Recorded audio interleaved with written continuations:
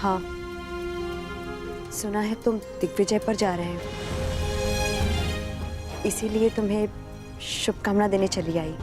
तुम्हारा मुख बता रहा है कि तुम शुभकामना देने नहीं,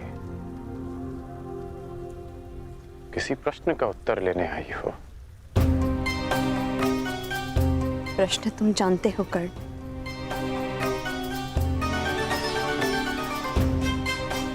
जानता हूं कि मेरा लक्ष्य क्या है, कि मैंने एक महान परिवर्तन का वचन दिया था। वैशाली, मैं उसी परिवर्तन की आशा में दिग्विजय पर जा रहा हूं। वचन तुमने अपनों की सुरक्षा का भी दिया था कर्ण। हाँ वैशाली, क्या कोई असुरक्षित है?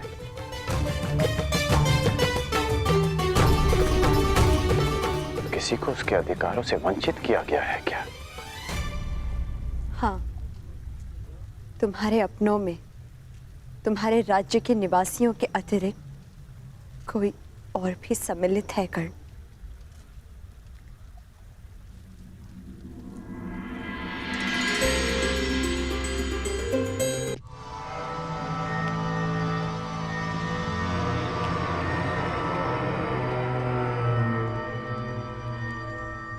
ये क्या मामाश्री? तुला व्यापारियों के हाथ में शोभा देती है, राजनीतिज्ञों के नहीं। राजनीति दुनिया का सबसे कठिन व्यापार है मेरे प्यारे सम्राट। जहां शत्रु का लाभ और अपनी हानि ठीक से तोली नहीं गई तो पराजय का मुख देखना पड़ता है दुर्योधन। जैसे जैसे ये तुला, जिसकी एक ओर 100 कौरव और दूसरी ओर 5 पांडव, परंतु अभी तक इस तुला का संतुलन बना हुआ है दुर्योधन।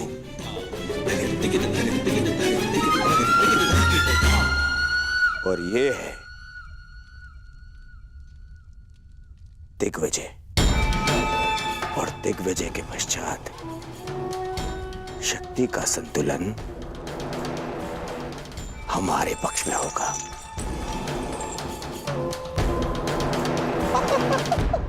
तुम नहीं समझोगे मेरे प्यारे सम्राट। राजनीति तुम्हारे बस का व्यापार नहीं ना।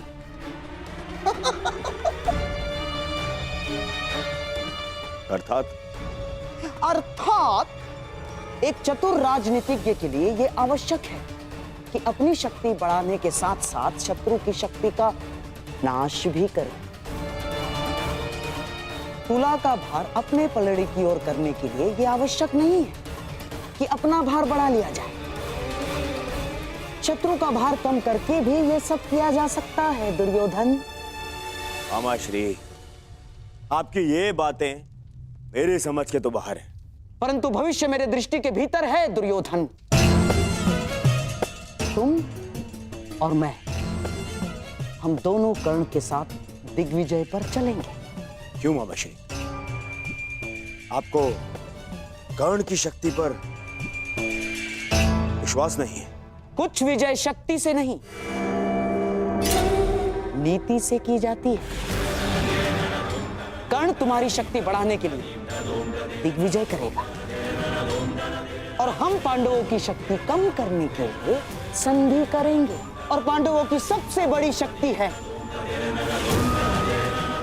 वासुदेव कृष्ण,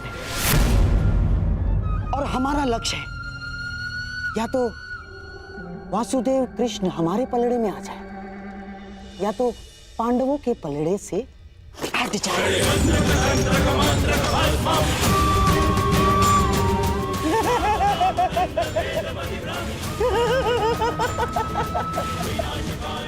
बस इतना कर लो मेरे प्यारे सम्राट, तो सदैव के लिए भारतवर्ष तुम्हारा।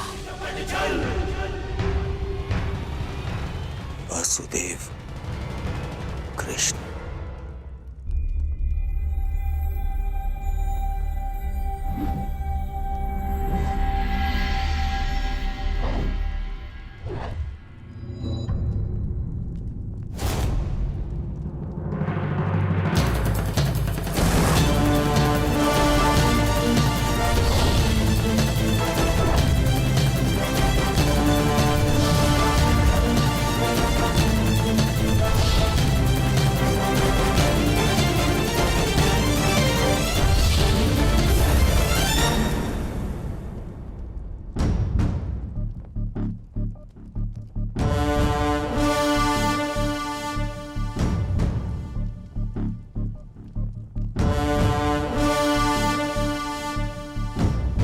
फिर से मेरे समीप आने से चूक गए कान्हा।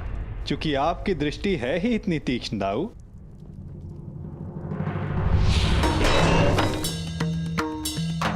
यदि रक्षक की दृष्टि तीक्ष्ण ना हुई तो शत्रु का कार्य सरल हो जाता है कान्हा।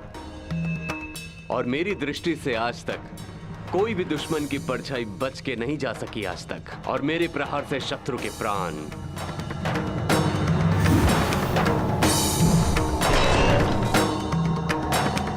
और यदि कोई ऐसा वीर आया जिसे आक्रमण करने से ना रोक सके तो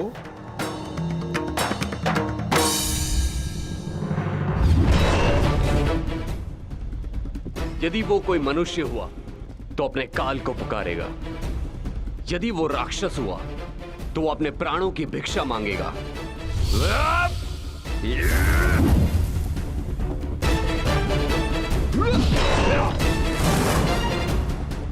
और यदि वो देवता हुआ तो वो पछताएगा कि उसने अमृत पान क्यों किया। और यदि आक्रमण करने वाला देव दानव मनुष्यों से अधिक शक्तिशाली हुआ तो द्वारिका की रक्षा कैसे होगी दाऊ? तुम्हारे और मेरे रहते हुए भला द्वारका की ओर कौन खड़ा रह सकता है?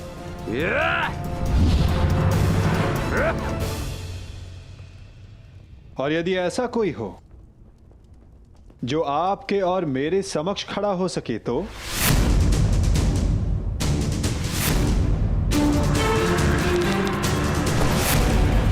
क्योंकि जिसका सामना हमसे होने वाला है दाऊ, वो स्वयं में एक पहेली है।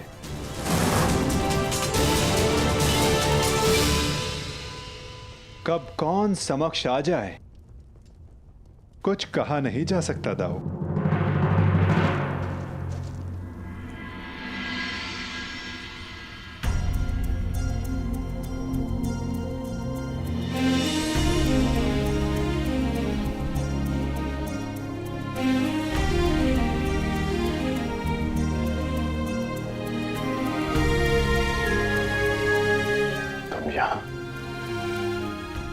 हाँ, सुना है तुम दिग्विजय पर जा रहे हो, इसीलिए तुम्हें शुभकामना देने चली आई। तुम्हारा मुख बता रहा है कि तुम शुभकामना देने नहीं, किसी प्रश्न का उत्तर लेने आई हो। प्रश्न तुम जानते हो कर्ण।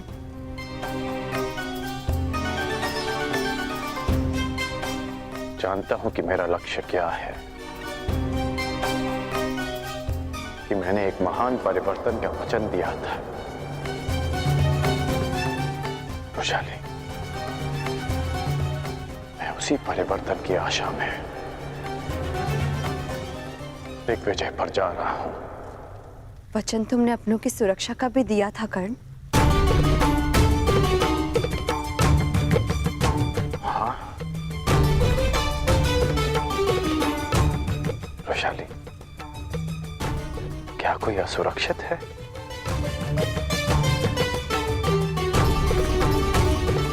किसी को उसके अधिकारों से वंचित किया गया है क्या?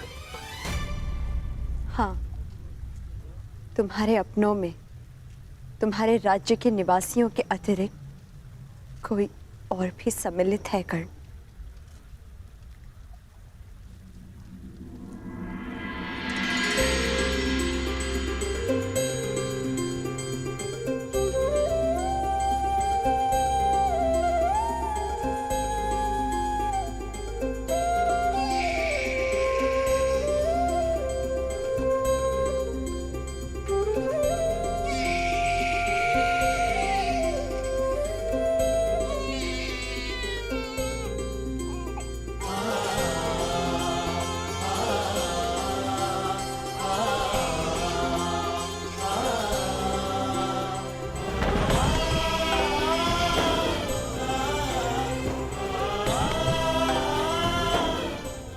आपका पुत्र अंगराज।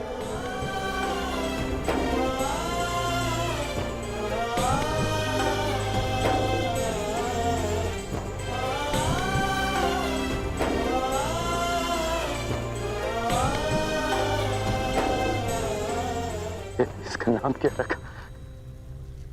नामकरण अभी किया नहीं। पुत्र के नामकरण का अधिकार उसके पिता को होता है।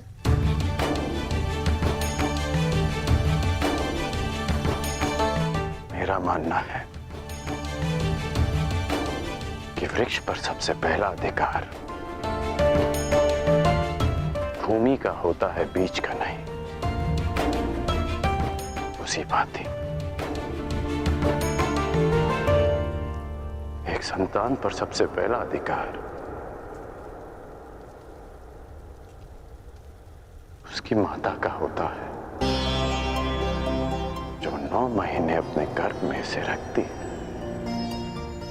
इसलिए सुप्रिया,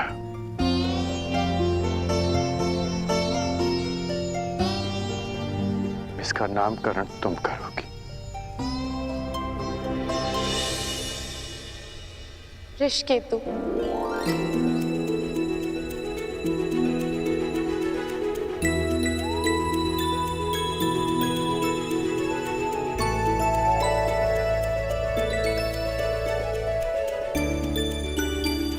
उस रुशाली के नाम पर जिसके त्याग के कारण मैंने आपको पति के रूप में पाया, मैं उसका नाम अपने पुत्र को देना चाहती हूँ।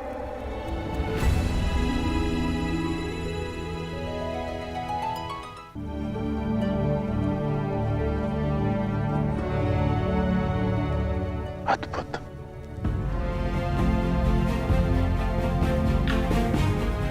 ये नाम सदा इसे परिवर्तन का मार्ग दिखाता रहेगा।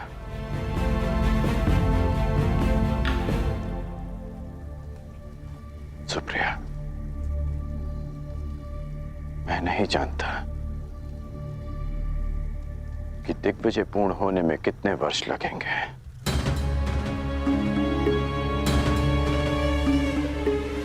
कदाचित हमारा पुत्र बालक से युवा हो जाएगा। तुम इसका ध्यान रखना।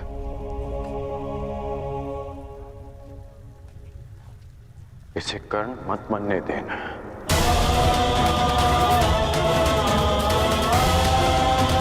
आवश्यकता पड़ने पर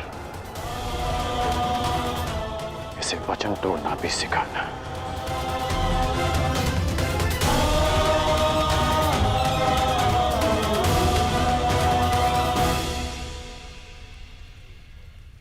परंतु युवराज के लिए आप दिग्विजय पर क्यों जा रहे हैं? मैं युवराज के लिए नहीं, परिवर्तन के लिए जा रहा हूं। मेरी इच्छा है कि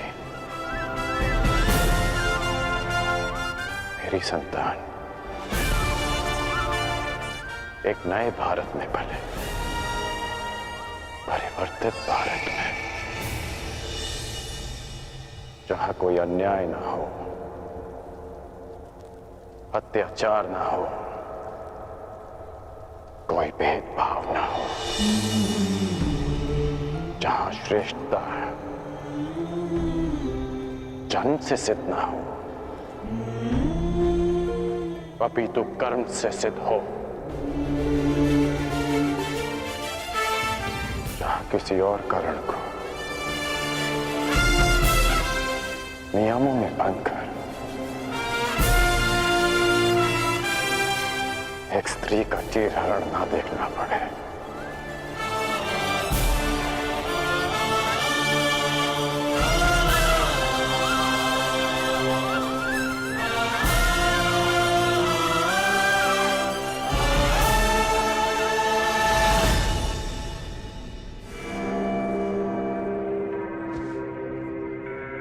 कुछ शेष तो नहीं रह गया? जी नहीं। मेरी पान सुपारी जी और मिष्ठान? जी, आपके अंग वस्त्र भी। जाओ। अमाश्री, इतनी सारी सामग्री? युद्ध पर जा रहे हो सम्राट, वन विहार पर नहीं। और ये सारी वस्तुएं महत्वपूर्ण हैं। हर एक वस्तु काम की है। जैसे पान इसलिए कि रात्रि तुम जग सको। किसे क्या शत्रु रात्रि में आक्रमण कर दे। और हाँ, मिष्ठान इसलिए कि आवश्यकता पड़ने पर भूखा ना मरना पड़े। अतिरिक्त अंग वस्त्र भी ले लिए मैंने, आवश्यकता पड़े तो ले लेना। ये सब क्या है गांधार नरेश?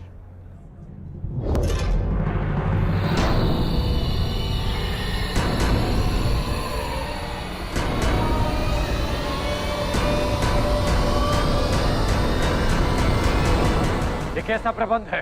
ये ऐसा प्रबंध अंगराज कि मैं और मेरा सम्राट दुर्योधन तुम्हारे साथ इस दिग्विजय यात्रा पर चलेंगे।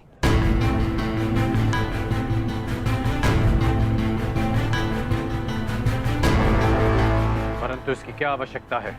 आवश्यकता है अंगराज, आवश्यकता है। तुम उन राजाओं पर विजय तो पालोगे, परंतु उनके समक्ष संधि की शर्तें कौन रखेगा? मैं। और हस्तिनापुर के प्रतिनिधित्व के रूप में मेरे दुर्योधन के समक्ष वो समर्पण करेंगे। मामाश्री,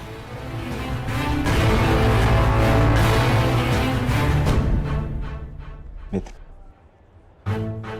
मैं केवल इसलिए चल रहा हूं ताकि अपनी आंखों से तुम्हें सभी राजाओं पर विजय प्राप्त करते हुए देख सकूं।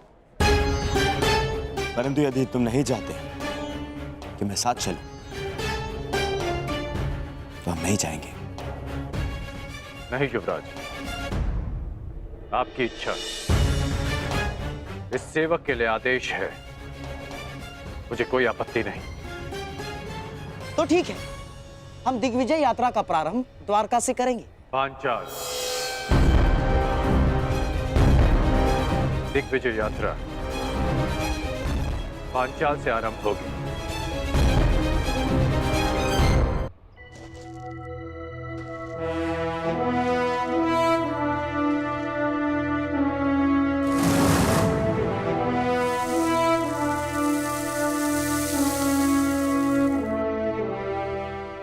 अब भी एक महत्वपूर्ण अस्त्र पाना शेष है पार्थ, पशुपतास्त्र।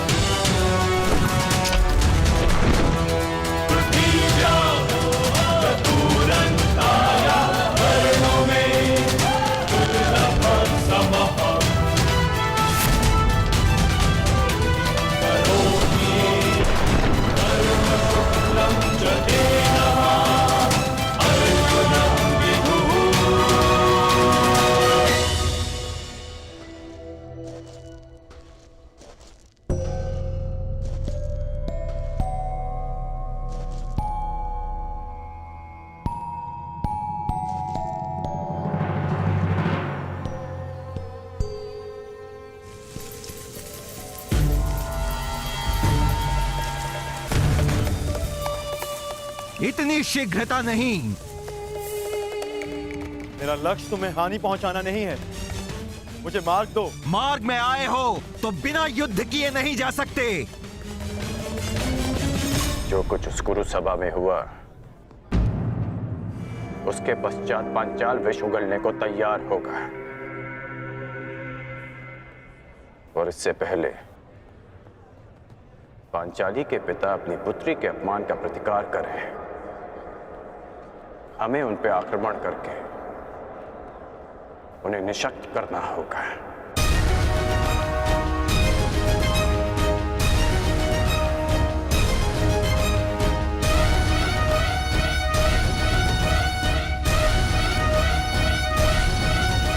मामाश्री, शत्रु का पलड़ा अभी हल्का हो या बाद में, हमारा पलड़ा सदैव भारी रहेगा, क्योंकि हमारे पास कर्ण है।